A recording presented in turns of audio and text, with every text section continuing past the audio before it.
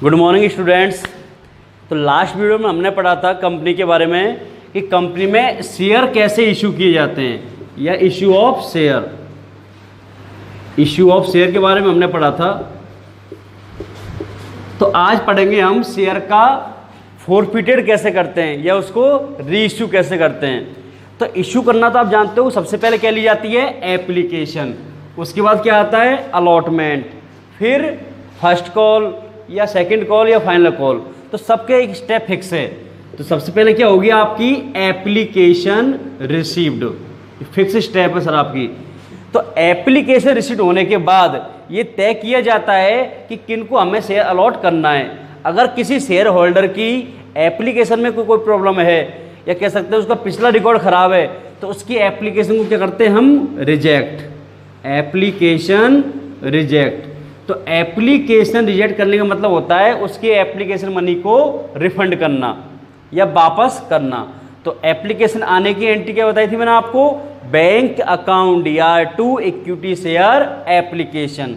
इसी प्रकार application reject करते हो तो इसमें क्या होता है पैसा वापस दिया जाता है कंपनी के द्वारा शेयर होल्डर को। तो इसमें क्या होगा जस्ट अपोजिट एंट्री करेंगे हम। तो एंट्री हो जाएगी आपकी इक्विटी शेयर एप्लीकेशन अकाउंट या टू बैंक। थर्ड नंबर पे आते हैं equity share application money transfer to equity share capital. ये पॉइंट इंपॉर्टेंट है। इसमें कई बार बच्चे गलती कर जाते हैं कि हमें कैपिटल में कितना अमाउंट ट्रांसफर करना है। एप्लीकेशन आ चुकी है सर, रिजेक्ट हो चुकी है, लेकिन ट्रांसफर करने की एंट्री तो कर देंगे, उसमें अमाउंट कितना आएगा। तो अमाउंट के लिए देखते हैं कि हमने शेयर कितने इशू किए गए हैं। यानी मान लीजिए हमने 10,000 शेयर इशू करें और 3 रुपये की एप्लीकेशन मांगी है, तो वो कितने हो जाएंगे 30,000। वो कितने हो जाएंगे 30,000। तो 30,000 रुपये की एप्लीकेशन आ चुकी है आपकी। Okay sir. अब सीन क्या है कि कई बार 12,000 शेयर की एप्लीकेशन आ गई या 15,000 शेयर एप्लीकेशन आ गई, तो क्या करेंगे, तो सर उसको हम एक्स्ट्रा जो पैसा आएगा उसको हमारे पास रख लेंगे, तो वो हो जाएगा हमारा सरप्लस। इसके बारे में हम आगे डिस्कस करते हैं। नेक्स्ट पॉइंट आता है आपका अलॉटमेंट ड्यू करना। एप्लीकेशन मनी ट्रांसफर करने के बाद क्या करते हैं हम अलॉटमेंट को ड्यू। अब अलॉटमेंट ड्यू करने के लिए 3 कंडीशन होगी जो मैंने आपको बताई थी लास्ट वीडियो में, issue at par, issue at premium and issue at discount. Issue at discount, ठीक है sir. Issue at par, issue at premium, issue at discount. तो जो भी कंडीशन हो उस पर आप अलॉटमेंट ड्यू कर सकते हैं। इसके बाद क्या होगा अलॉटमेंट रिसीव्ड किया जाएगा। अलॉटमेंट रिसीव्ड, जब आप अलॉटमेंट रिसीव करोगे तो एक कंडीशन देखना, अगर आपने मान लो जितने पैसे ड्यू किए और वो पूरे पैसे आ चुके हैं तो वो कंपनी के लिए सही माना जाता है। लेकिन कभी कभी क्या होता है कि कोई शेयर होल्डर अपने अलॉटमेंट का पैसा टाइम पर पेमेंट नहीं करता, तो उस जगह कौन सा वर्ड यूज किया जाएगा, कॉल्स इन एरियर, बकाया मांग। ऐसी कॉल या अलॉटमेंट या कॉल पर जब पैसा ड्यू हो जाता है और पैसा नहीं आता है तो उसे हम कौन सा वर्ड यूज करते हैं, कॉल्स इन एरियर। ये कंपनी की एसेट्स होती है और कंपनी से लेने का हक रखती है। यदि कोई शेयर होल्डर टाइम पर पेमेंट नहीं करता है या डिले पेमेंट करता है तो कंपनी उस पर 10% पर एनम के अकॉर्डिंग इंटरेस्ट चार्ज करती है। अब एक क्वेश्चन लेंगे उसमें आपको डिटेल में समझाता हूँ उसके बारे में। सेकंड पॉइंट आता है आपका फर्स्ट कॉल, फाइनल कॉल या ड्यू करना। तो कॉल्स ड्यू करना, और कॉल कोई सी भी हो, एक एंट्री फिक्स है, इक्विटी शेयर कॉल अकाउंट या टू इक्विटी शेयर कैपिटल, ठीक है सर। तो कॉल ड्यू की जाएगी और उसके बाद कॉल रिसीव्ड की जाएगी। अब इन सबके बीच में 3 नए पॉइंट आएंगे आपके। एक तो आएगा सरप्लस, एक आएगा कॉल्स इन एरियर, एक आएगा कॉल्स इन एडवांस। तो तीनों के बारे में हम समझते हैं। सरप्लस ऐसी मनी होती है, यानी कई बार क्या होता है ओवर सब्सक्रिप्शन हो जाता है। अब इसके बारे में समझते हैं हम कि सर ओवर सब्सक्रिप्शन और अंडर सब्सक्रिप्शन क्या होता है। ओवर सब्सक्रिप्शन और अंडर सब्सक्रिप्शन, मान लीजिए मैंने 1 लाख शेयर इशू मार्केट में इशू किए शेयर, तो 1 लाख से ज़्यादा की एप्लीकेशन आ रही है तो उसे बोलेंगे हम ओवर सब्सक्रिप्शन। यदि मार्केट में डिमांड अच्छी है मेरे शेयर की और मुझे पूरा विश्वास है कि मेरा शेयर अच्छी रेट पर मार्केट में जाएगा, तो उसे बोलते हैं हम ओवर सब्सक्रिप्शन। यानी जितने शेयर हमने मार्केट में इशू किए हैं उससे ज़्यादा की एप्लीकेशन आ रही है। और दूसरा होता है अंडर सब्सक्रिप्शन। अंडर सब्सक्रिप्शन का मतलब होता है कि जितने शेयर इशू किए उससे कम की एप्लीकेशन आना, उसे बोलते हैं अंडर सब्सक्रिप्शन। ओके सर, आगे बात करते हैं। तो यहाँ क्या होता है, जब ओवर सरप्लस कब आएगा आपका, जब आपका ओवर सरप्लस होगा या ओवर सब्सक्रिप्शन होगा। सपोज कीजिए आपने 10,000 शेयर इशू किए थे, 3 रुपये के हिसाब से एप्लीकेशन लिया आपने, तो आनी चाहिए कितनी, 30,000, लेकिन आपकी एप्लीकेशन आ गई 12,000 शेयर पे 3 रुपये के अकॉर्डिंग, तो आपके पास कितने आए, 36,000। जो एक्स्ट्रा 6,000 आए इसे क्या बोला जाएगा, सरप्लस। यानी जितने शेयर हमने मार्केट में इशू किए हैं उससे ज़्यादा की एप्लीकेशन आई है, और ज़्यादा की एप्लीकेशन आई है उस पर जो एक्स्ट्रा पैसा आया है उसे हम क्या बोलते हैं, सरप्लस। सेकंड पॉइंट था आपका कॉल्स इन एरियर, जो मैं बता चुका हूँ आपको। अलॉटमेंट और कॉल ड्यू हो जाने पर भी पेमेंट नहीं आता है या लेट पेमेंट आता है, उसे हम कॉल्स इन एरियर बोलते हैं, और कंपनी उस पर 10% इंटरेस्ट चार्ज करती है। और थर्ड पॉइंट होता है आपका कॉल्स इन एडवांस। इसमें क्या होता है कि कोई शेयर होल्डर अपने कॉल या अलॉटमेंट का पैसा बिफोर टाइम पेमेंट कर देता है, यानी टाइम से पहले। पेमेंट तो करना है कॉल्स पे, लेकिन उसने पेमेंट कर दिया अलॉटमेंट पे, तो उसे बोलते हैं हम कॉल्स इन एडवांस। इस कंडीशन में कंपनी उसे 12% इंटरेस्ट पर एनम इंटरेस्ट के रेट से चार्ज करती है, यानी पैसा कंपनी देती है उसे। तो अब आते हैं हम एक अच्छे से क्वेश्चन पे, तो उसको समझते हैं जिसमें हम सब चीज़ों को यूज करेंगे।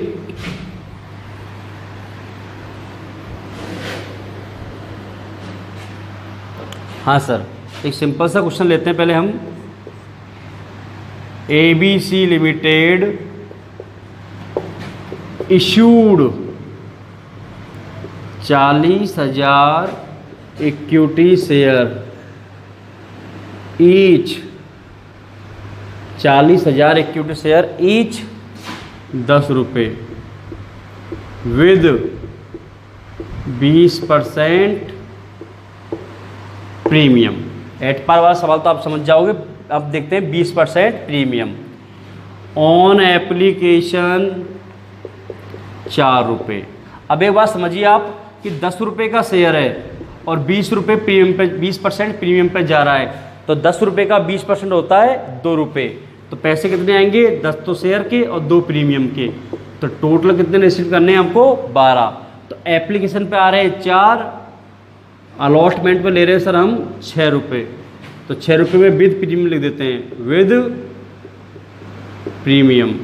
Okay sir, balance R F and F, यानी बाकी पैसे किस पे लेंगे, एफ एंड एफ पे। एफ एंड एफ का मतलब होता है फर्स्ट एंड फाइनल कॉल। तो 4 यहाँ आ गए, 6 यहाँ आ गए, तो कितने बचे, 2 रुपये। Okay sir,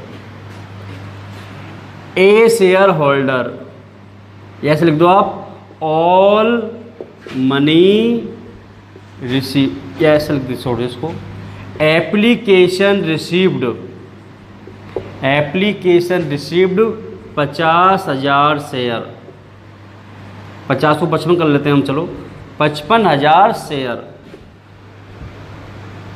and 5,000 share application were rejected. Okay sir, given necessary entry, given necessary entry या जनरल एंट्री। ओके सर, अब ये बहुत सिंपल सा सवाल है, लेकिन स्टार्टिंग यहीं से होती है सब चीज़ों की। तो पहले इसको समझते हैं हम कि सबसे पहले आएगी आपकी एप्लीकेशन। अब एप्लीकेशन कितने शेयर पे आई है सर, हमारे पास 55,000 शेयर पे। तो एंट्री फिक्स है आपकी, bank account DR to equity share application. 55,000 multiply हुआ है, 55,000 को मल्टीप्लाई करेंगे हम, एप्लीकेशन है हमारी 4 रुपये की, 4 रुपये के हिसाब से, तो 2,20,000, 2,20,000। Number second, equity share application account DIR to bank. अब सेकंड एंट्री किसके कर रहे हैं हम कर रहे हैं एप्लीकेशन जो रिजेक्ट की गई है। अब कितनी एप्लीकेशन रिजेक्ट की गई है सर? 5000। तो 5000 शेयर पर पैसा वापस चुकाना पड़ेगा हमें, 5000 मल्टीप्लाई बाई 4। तो कितना पैसा रिफंड कर दिया हमने? 20,000। इनकी नरेशन की बात करें तो पहली एंट्री की नरेशन बन जाएगी being application money received on 55,000 share each 4 रुपये। तो अमाउंट लिख देना 220। इसकी नरेशन बन जाएगी बीइंग एप्लीकेशन मनी रिजेक्टेड या एप्लीकेशन रिजेक्टेड 5000 शेयर ईच 4 रुपये। तो अमाउंट हो जाएगा आपका 20 रुपये। तो नरेशन के लिए जगह कम है हमारे पास, तो बस समझ जाओगे आप। अब थर्ड पॉइंट पे आते हैं ट्रांसफ़र की entry.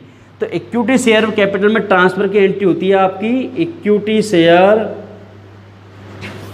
Application account DIR to equity share capital. Equity share application account DIR to equity share capital. अब इसमें समझिए आप कि ट्रांसफ़र करने के एक रूल है कि जितने शेयर आपने इशू किए हैं उतने ही पैसे या उतने ही अकाउंट में ट्रांसफ़र करने पड़ेंगे। तो हमने तो सर 40,000 इशू किए हैं, तो 40,000 के अकॉर्डिंग ही हमें ट्रांसफ़र करना होगा। तो 40,000 मल्टीप्लाई बाई 4, 1,60,000।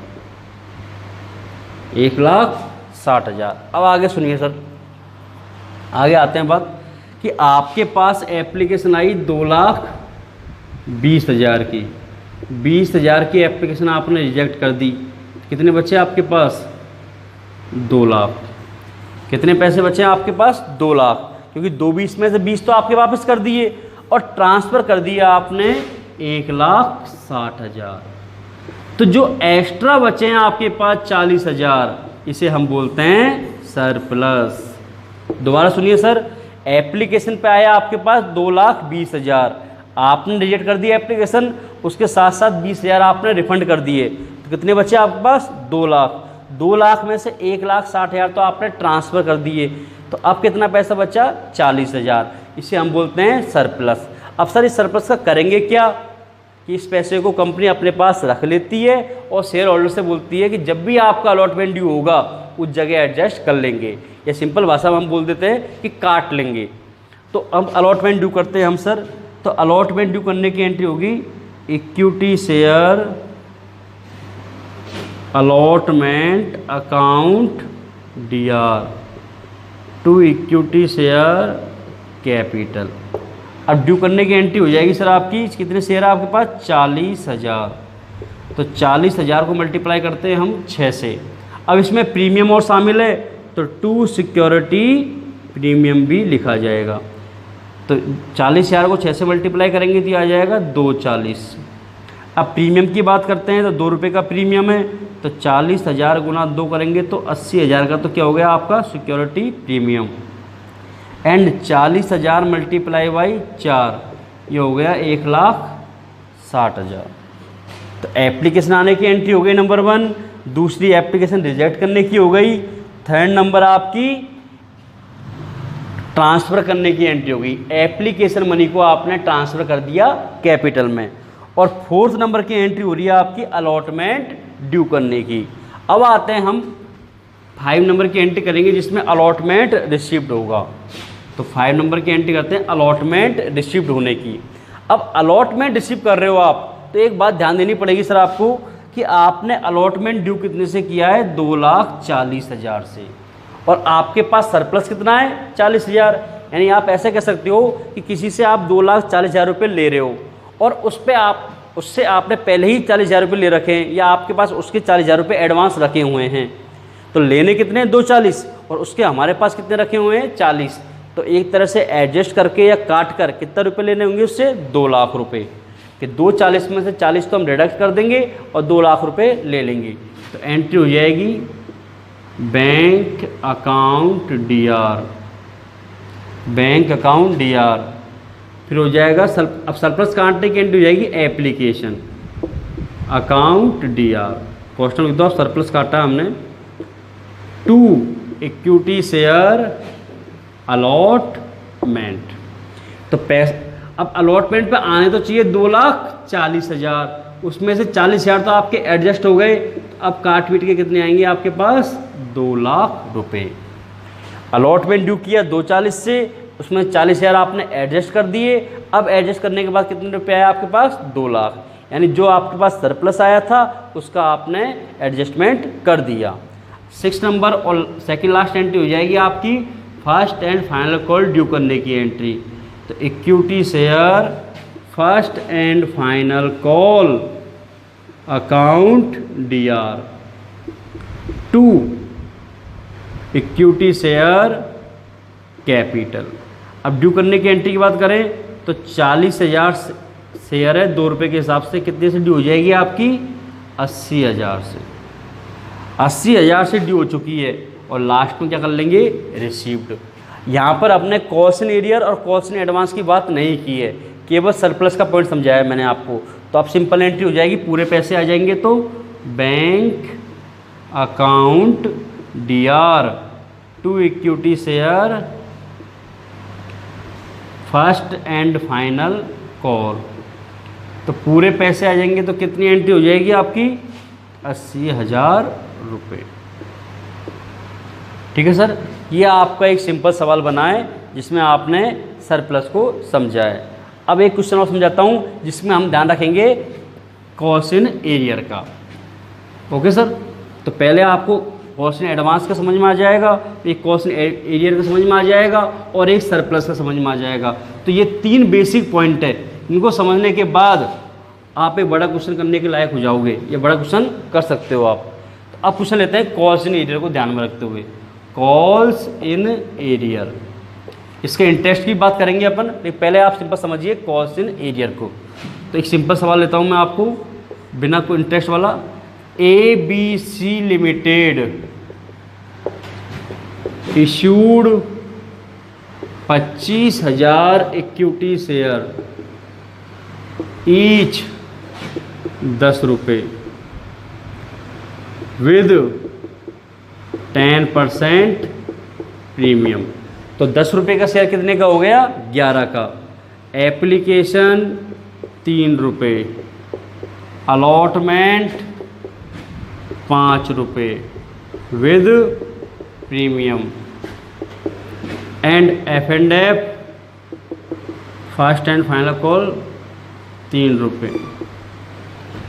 तो एप्लीकेशन 3 रुपये, अलॉटमेंट 5 और F&F 3, ये हो गए 11 रुपये। एप्लीकेशन रिसीव्ड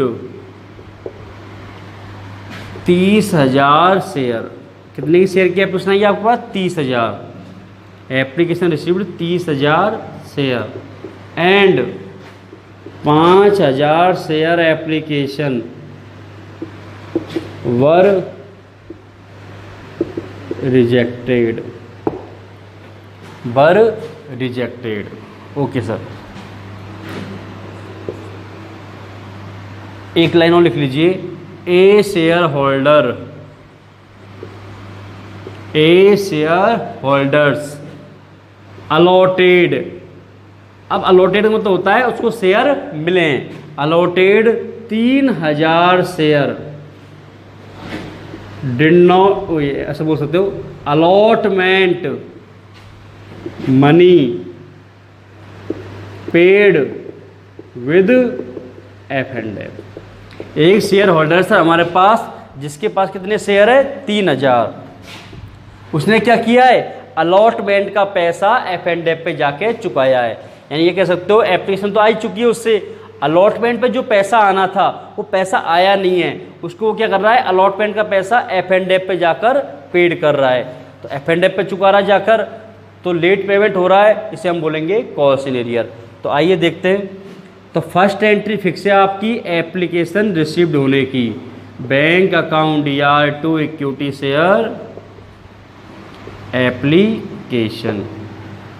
अब अमाउंट कितना आएगा? 25,000 मल्टीप्लाई बाय 3, सॉरी एप्लीकेशन तो 30,000 शेयर पे आई है आपकी, तो 30,000 से मल्टीप्लाई करेंगे तो 30,000 मल्टीप्लाई बाय 3, 90,000। ओके सर, 90,000 की एप्लीकेशन आ चुकी है। अब एप्लीकेशन आने के बाद 5,000 शेयर आपने रिजेक्ट कर दिए, तो इनका पैसा आपको वापस देना होगा। तो इक्विटी शेयर एप्लीकेशन अकाउंट यार to bank, equity share application account यार टू बैंक, इसका हो जाएगा सर आपका